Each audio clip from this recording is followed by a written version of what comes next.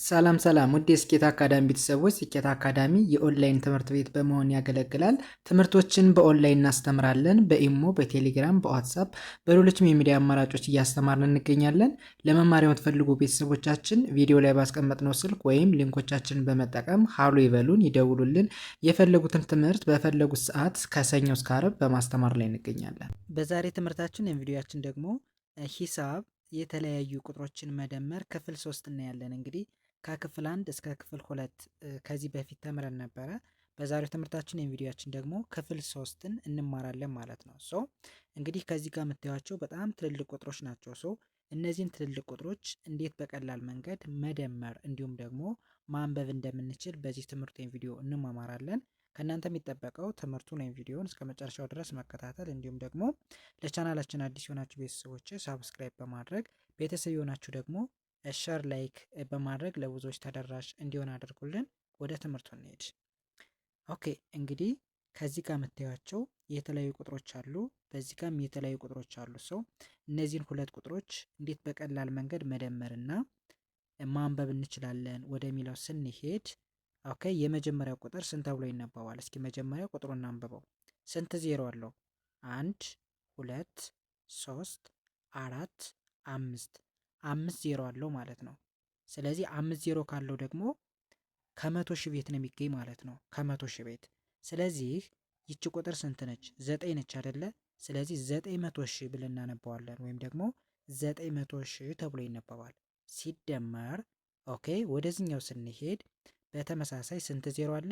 5 ዜሮ 1 2 3 4 5 5 ዜሮ አለው። ስለዚህ አንድ ስለሆነች 100 ሺህ ብለን እናነባለን። ኦኬ ስለዚህ 900 ሺህ ብር ነበረን።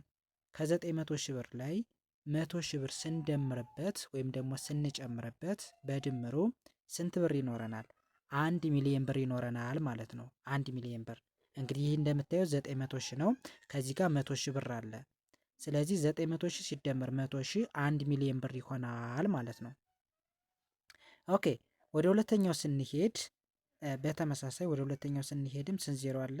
1 2 3 4 5 5 ዜሮ አለ። ስለዚህ ስንት ተብሎ ይነበባል? እዚህ ጋር ያለችዋ 8 ስለሆነች 800 ሺህ ብለን እናነባዋለን ወይም ደግሞ 800 ሺህ ተብሎ ይነበባል።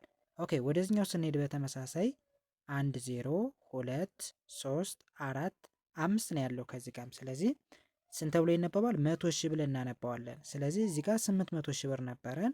ከዚህ ጋር ምጠን 100 ሺህ ብር ስንደምርበት በድምሩ ስንት ብር ይኖረናል? 900 ሺህ ብር እናገኛለን ማለት ነው። 800 ሺህ ብር ነበረን። 100 ሺህ ብር ስንደምርበት 900 ሺህ ብር ይሆናል ማለት ነው።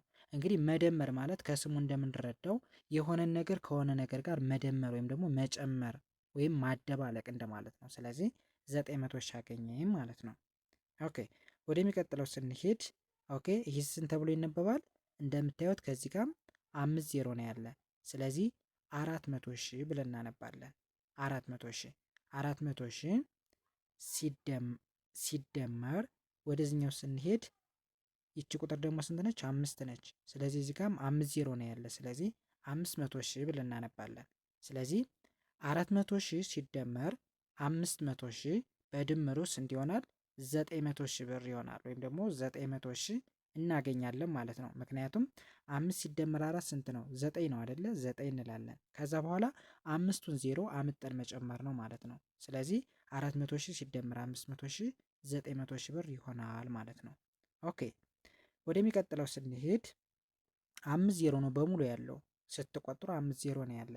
ስለዚህ ይቺ 2 ነች። 2 ስለሆነች 200 ሺህ ብለን በቀላሉ ማንበብ 200 ሺህ ሲደመር ከዛ ወደዚህኛው ስንሄድም በተመሳሳይ 5 ዜሮ ነው። ይቺ 6 ነች። 600 ሺህ እንላለን። ኦኬ 200 ሺህ ብር ነበረ። 600 ሺህ ስደምርበት ስንት ይሆናል? 6 ሲደመር 2 ስንት ነው?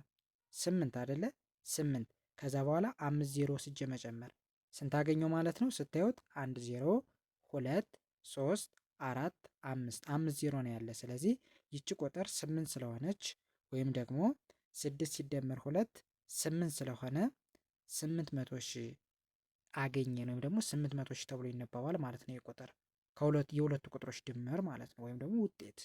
ኦኬ ወደ መጨረሻው ስንሄድ በተመሳሳይ ከዚህ ጋርም 5 ዜሮ አለ። ስለዚህ ቁጥር ስንት ነች? 7 ነች። ስለዚህ 700 ሺህ ብለን እናነባለን። 700 ሺህ ሲደመር ኦኬ ወደዚህኛው ስንሄድ የቁጥር ስንት ነው? 5 ዜሮ አለው። ይቺ ቁጥር ደግሞ አንድ ስለሆነች 100 ሺህ ብለን እናነባለን። ስለዚህ 700 ሺህ ብር ነበረን። 100 ሺህ ብር ስንደምርበት ስንት አገኘን? 800 ሺህ አገኘን። ምክንያቱም 7 ሲደመር አንድ ስንት ነው? 8 እንላለን። ከዛ በኋላ በቀላሉ አምስቱን ዜሮ ብቻ አምጠን መጨመር። ስለዚህ ስንት ሆነ? 800 ሺህ ብር አገኘን ማለት ነው።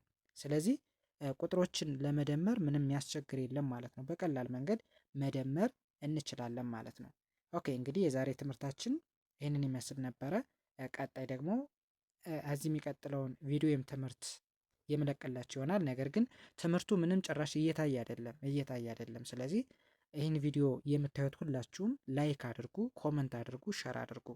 ኦኬ የዛሬ ትምህርታችን ይህን ይመስል ነበር። ቀጣይ በሌላ ትምህርት እንገናኝ። በያላችሁበት ሰናይ ጊዜ። ባይ ባይ።